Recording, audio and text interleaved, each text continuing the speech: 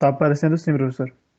Certo, agora então vamos começar. Então, é, essa última avaliação vai ser um pouco diferente, tá?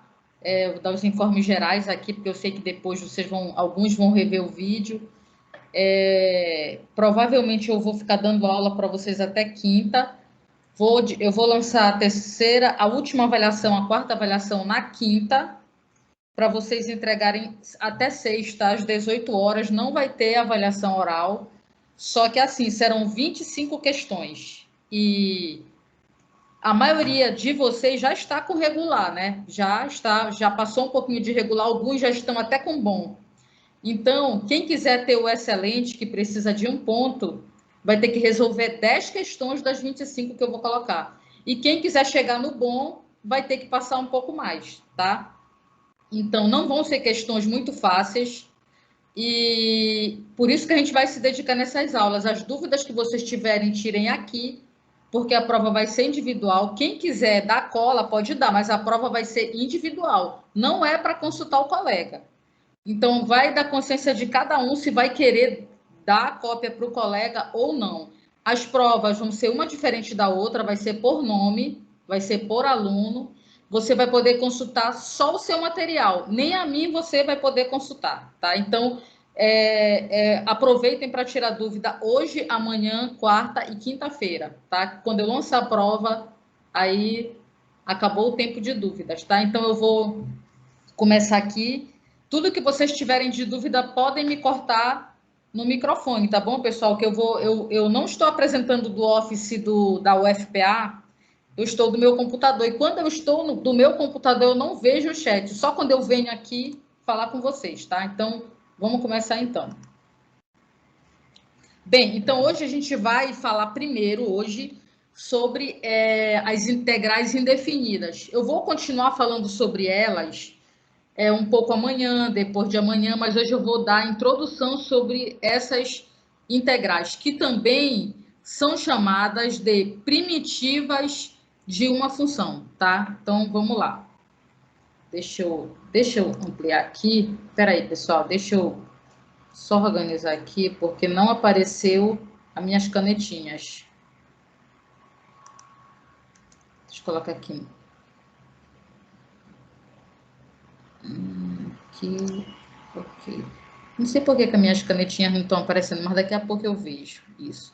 Tá. Só para contar só um pouquinho da história, né?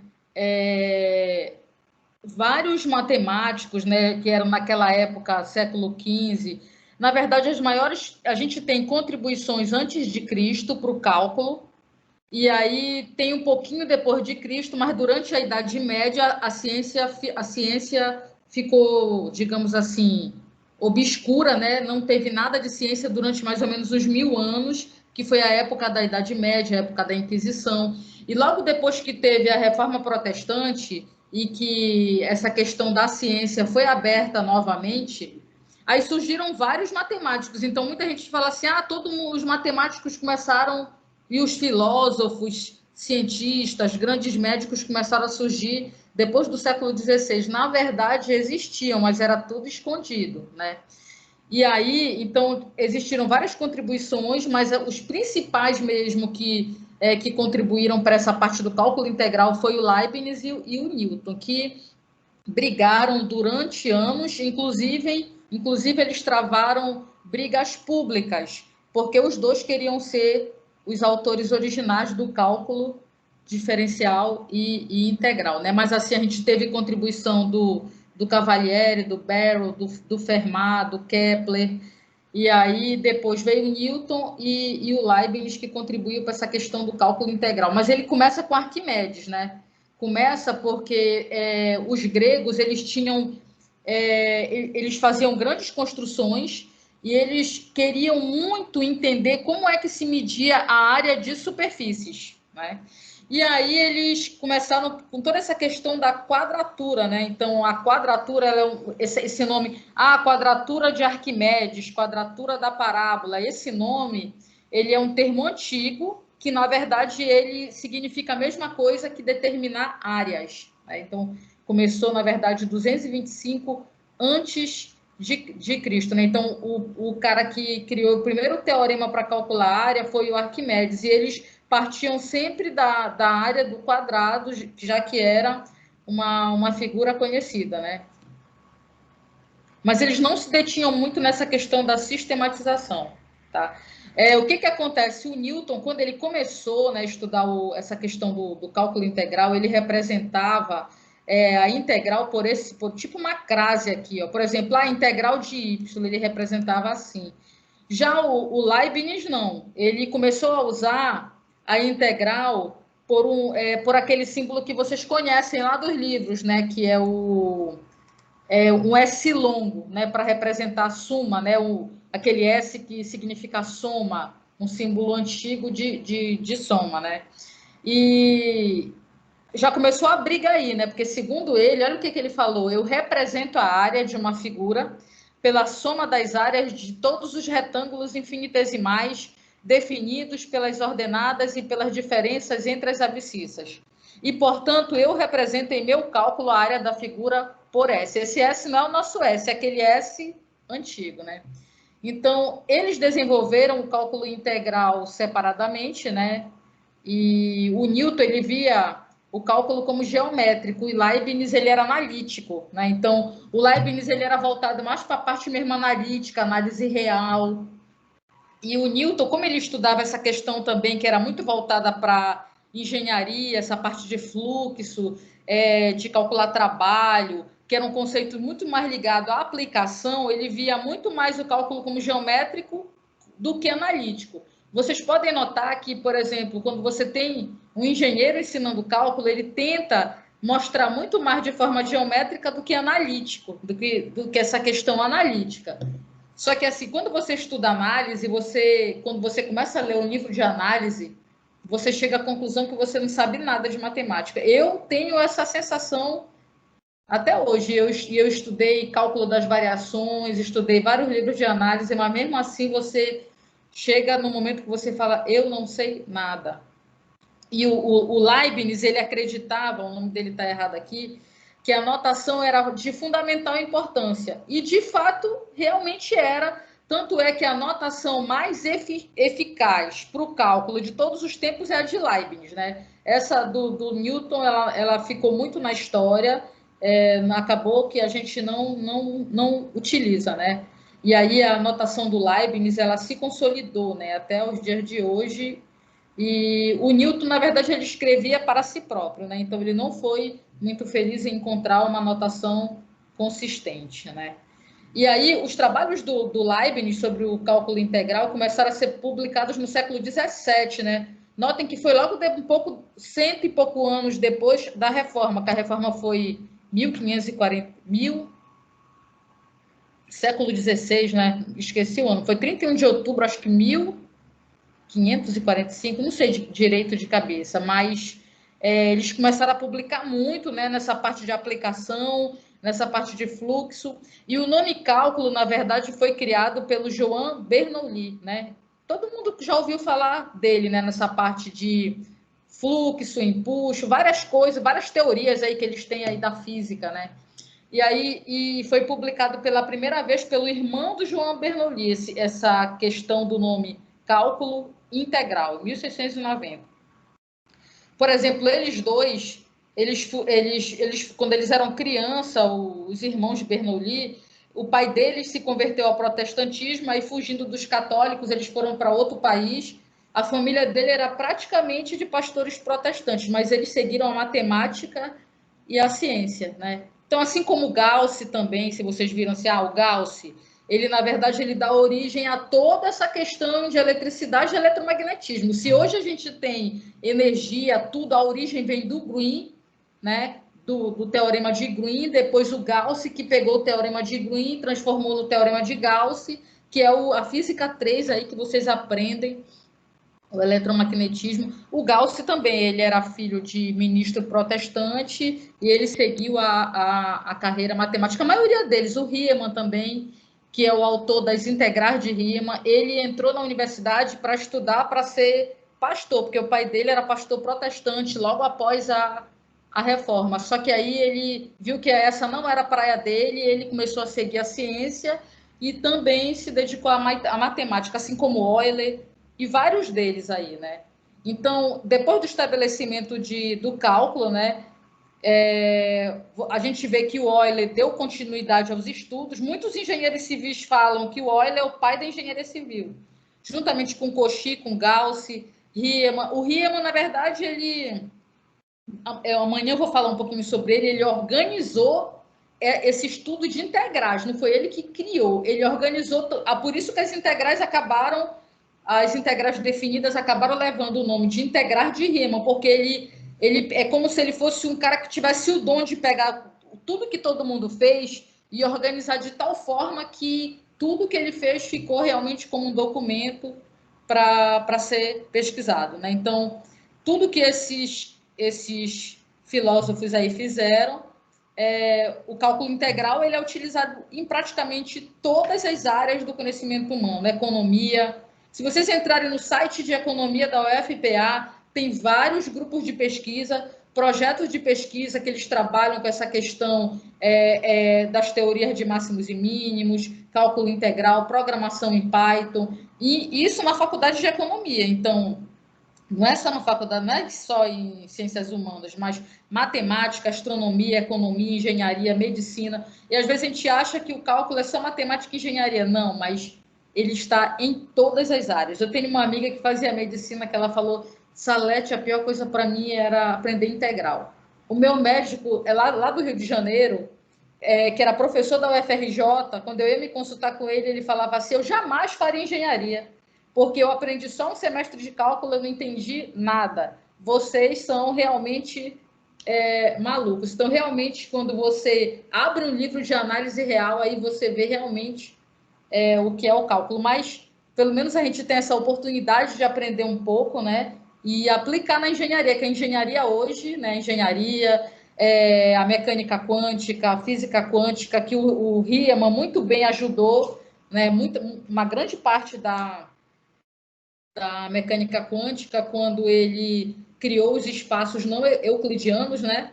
Porque o Euclides dizia que você tinha apenas 3 espaços, né? Altura, largura e comprimento. E o Riemann veio e criou a função zeta e falou da quarta dimensão e criou e ele inclusive estudou o 1 sobre infinito que eu falo para vocês aqui no nosso cálculo, na nossa álgebra aqui simbólica, que ele não existe. Mas em todas as teorias do Riemann, tem trabalhos inteiros só sobre esse ponto aí, 1 sobre infinito, e sobre esse infinito aí que ele estudou nas funções complexas, né? Então, a matemática é muito além daquilo que a gente pensa, né? Então, às vezes, o teu professor fala, olha, 1 sobre 0, 1 sobre 0, ele não existe. Aí vai lá o Riemann e ele te mostra lá que existe lá uma função que ele criou e que, inclusive, tem problemas dele até hoje que ainda estão para ser resolvidos, né? Tá, então vamos lá, pessoal, deixando de história, né? História aí dos criadores. Vamos pensar o seguinte aqui, né? Relação entre funções com derivadas iguais. Qual é a relação que existe entre essas funções que têm derivadas iguais? Deixa eu só parar um pouquinho aqui, que eu quero tentar arrumar aqui o meu... Peraí, deixa eu ver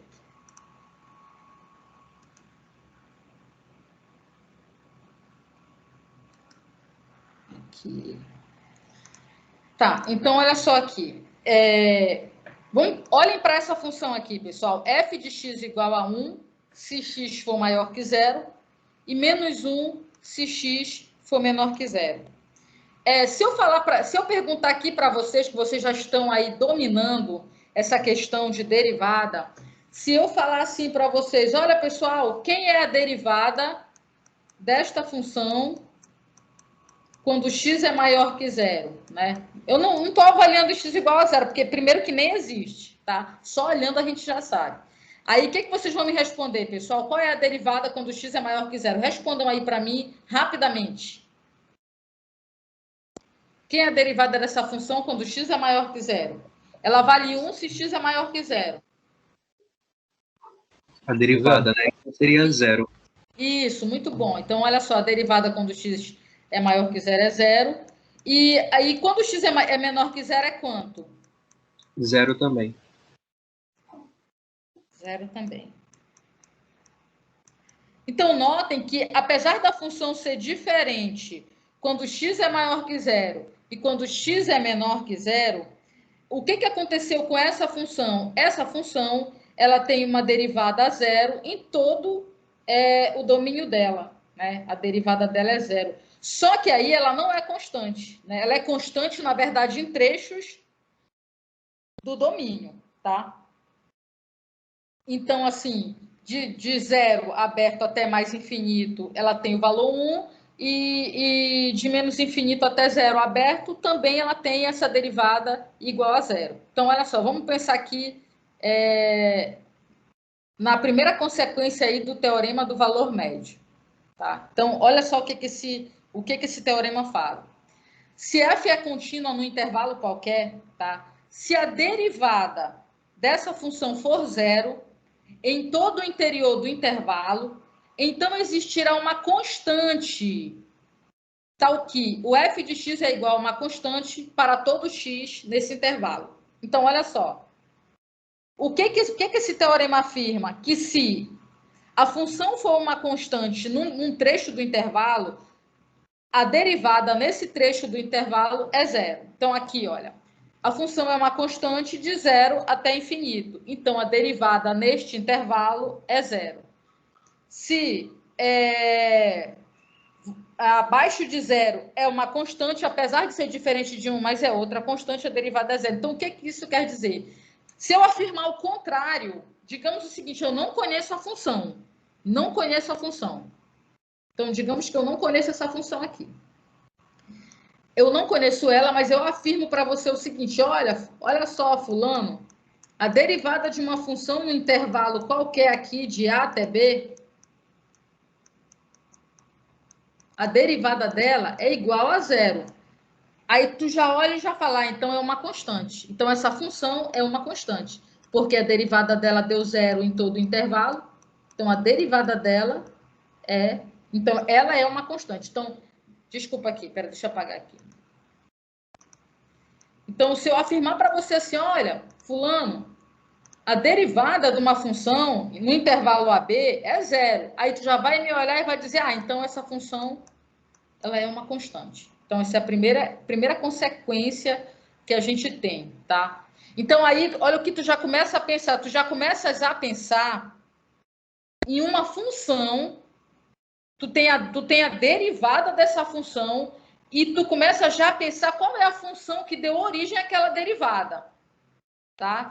O nome disso, pessoal, é primitiva. Então, é o seguinte, por exemplo, eu calculei a derivada de uma função e a derivada desta função, por exemplo, calculei a derivada de uma função num determinado intervalo e esta derivada deu 1. Aí, quem será que é o f de x? Aí tu vai ficar pensando aí. Por exemplo, o que vocês vão me falar? A maioria de vocês já estudou integral no projeto Newton, mas assim, será que alguém que não estudou integral conseguiria me dizer que f de x é esse? Você tem aqui a derivada é 1. Que f de x é esse, já que a derivada deu 1? Aí X. você vai... É x. Você vai pensar, por quê? Porque quando você deriva o x, dá 1. Só que assim, não é só o x que quando você deriva dá 1. X mais K. Se você pegar o x e somar com qualquer valor constante, por exemplo, e você derivar, isso aqui também dá 1. X mais uma constante. Se você derivar x mais uma constante, vai dar 1. Então, aí você tem uma derivada e você quer descobrir quem é a função que deu origem a esta derivada. Aí você tem 3 nomes para isso. Primeiro nome que você tem é primitiva, antiderivada, antidiferenciação. Primitiva é o seguinte, é a função que deu origem, tá, a sua derivada. Tá? Então, olha só. Aqui tem uma demonstração simples. Olha, seja x0 um ponto fixo no intervalo i. Então, a gente vai provar que para todo intervalo, f de x é f de x0, que é uma constante. o que significará que f é constante em todo intervalo. Então, apesar de vocês terem visualizado, eu vou mostrar aqui uma demonstração simplesinha, utilizando o teorema do valor médio, tá? Então, para todo x nesse intervalo, x é diferente de x0. Existe pelo menos, né, pelo teorema do valor médio, um x pertencente ao intervalo aberto de extremo x e x0 tá o quê? Isso aqui é o teorema do valor médio, né, que a gente falou lá atrás. O que dizia ele? Que existia pelo menos um ponto ao longo do domínio de uma função, né, onde a primeira derivada neste ponto era igual ao coeficiente angular da reta secante. Eu não vou mais falar sobre isso, que a gente já falou lá atrás, né? Mas isso aqui é uma consequência, isso aqui é o teorema do valor médio, tá? Então, de acordo com essa hipótese, f é contínua no intervalo fechado de extremos x e x0 e derivável nesse intervalo aberto, tá? De mesmos extremos. Então, como x é interior aí, então, pela hipótese, qual é a hipótese? A hipótese é que a derivada deu zero, né? Então, se a derivada deu zero, olha só o teorema do valor médio. Se essa derivada aqui dá zero, esse termo todinho aqui vai dar zero, esse termo aqui. Então, é uma demonstração meio óbvia, né? Quando a gente olha, mas é isso. Então, se eu estou afirmando, eu estou partindo desta hipótese, que a primeira derivada dá zero, então f de x menos f de x0 é igual a zero, tá? Que é o que está aqui. E aí, portanto, você afirma que f de x é igual a f de x0. Ou seja, se você chama esse f de x0 de uma constante k, você chega, né, nessa conclusão aí do teorema, que é sejam f e g contínuas no intervalo i, se f' de x é igual a g' de x em todo x interior a i, então existirá uma constante k, tal que g de x é f de x mais k. Ou seja, o que está falando aqui? Olha, se você afirmou primeiro que a derivada desta função é zero, né? Se você está afirmando isso, você está dizendo que esta função original, né, olha aqui, f de x,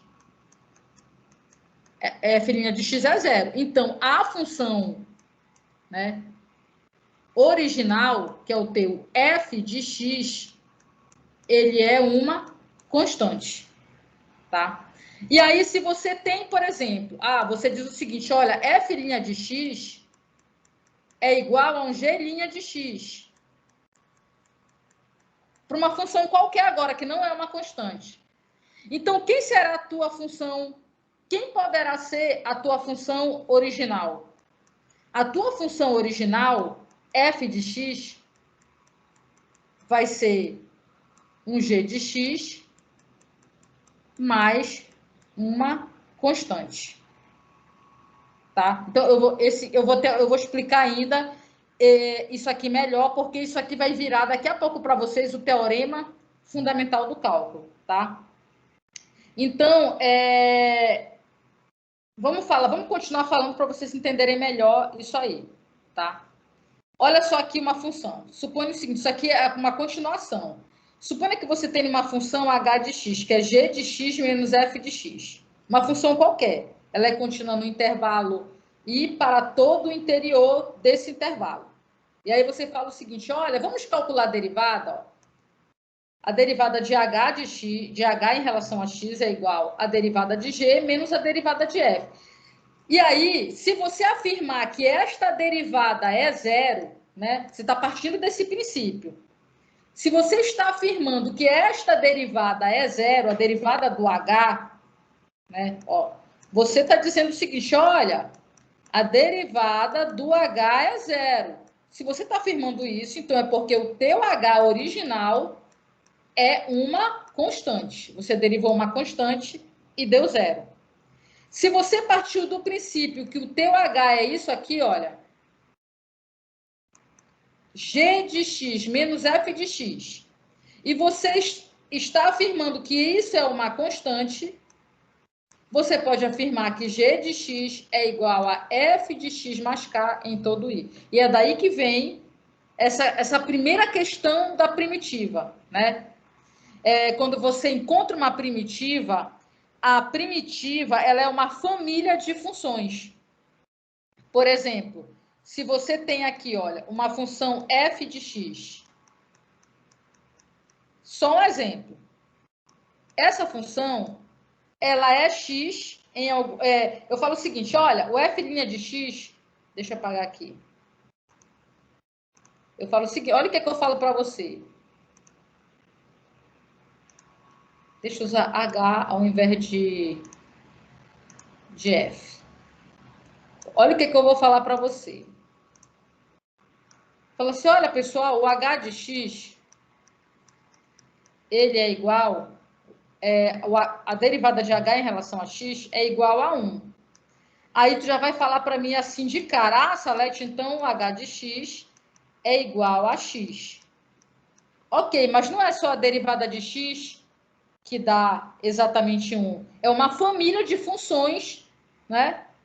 Que quando eu derivo dá 1, né? Então, quem é essa família de funções? É esse g de x aqui, olha. Que é igual a x mais k. Mais k. Quando eu derivo, o g' de x vai dar 1. Pessoal, deixa eu só atender aqui rapidinho, eu já volto, tá bom?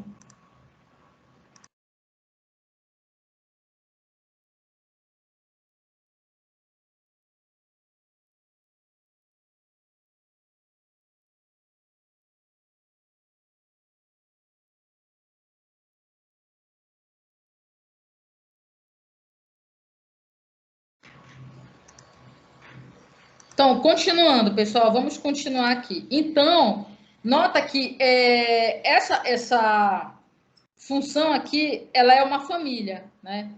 Que é o que a gente vai estudar nesses dias, né? Primitivas de funções, tá? Então, quando o k é zero, né? Quando a constante é zero, aí você tem g de x igual a f de x, ou g de x, no nosso exemplo aqui, igual a x, tá? Por exemplo, olha, eu coloquei aqui um exemplo simples para vocês, tá?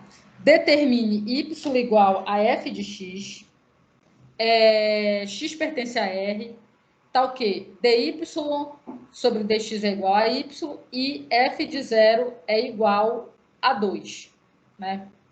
Então, aqui, o que você tem que procurar? Você tem que procurar o seguinte.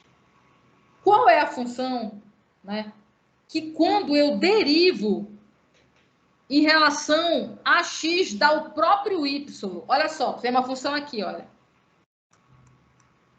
Y igual a um y que depende de x, né? O y depende de x. Mas qual é a função que quando eu derivo em relação a x dá ele mesmo, dá o próprio y, né? Qual é essa função? Quando você olha para isso aqui, se você não tiver familiarizado com o integral, você olha assim, você fica meio preocupado. Meu Deus do céu, até eu achar essa função. Mas se você já tiver afiado em derivada, tá? Você vai falar para mim, né? A gente aprendeu uma função que era a e elevado a x. Quando tu deriva e elevado a x, dá e elevado a x. Praticamente é esta função, né? Qual é a função que quando eu derivo em relação a x, dá ela mesma? E elevado a x. Então, a pessoa, na Idade Média, quando eles começaram a estudar essa parte do... Porque o cálculo integral ele já existe há milhares de anos, mas quando eles começaram a sistematizar a partir do cálculo diferencial, né, eles ainda não tinham essa noção de como fazer esses cálculos. Então, eles começaram primeiro vendo a questão das primitivas, né? Ah, então, olha, eu tenho uma função aqui que quando eu derivo da y, dá ela mesmo. Qual é essa função? Então, olha só. Qual é a função que quando eu derivo em relação a x, dá ela mesma? Eu não vou ainda integrar nada aqui, tá? Só estou mostrando para vocês como era difícil, tá? Então, a função que quando eu derivo, olha, eu tenho uma função aqui, y igual a e elevado a x. Quando eu derivo y em relação a x, qual é a derivada de y em relação a x? vocês vão me responder rapidamente. E elevado a x. Não é verdade? Só que, o que, que acontece? Aqui já deu o resultado da derivada. Aqui não deu a função, né? Como aqui já deu o resultado da derivada, eu tenho que descobrir, olha, o que eu tenho como dado do problema é isto, né? E eu quero calcular isto aqui. Então, eu sei que existe uma função que, quando eu derivo em relação a x, dá ela mesma, é o e elevado a x. Porém, não é só o e elevado a x, é o e elevado a x mais uma constante. Porque isso aqui, se você derivar, ó, se você pegar y igual a e elevado a x mais uma constante e você derivar em relação a x, a derivada da constante é zero, sempre vai dar e elevado a x.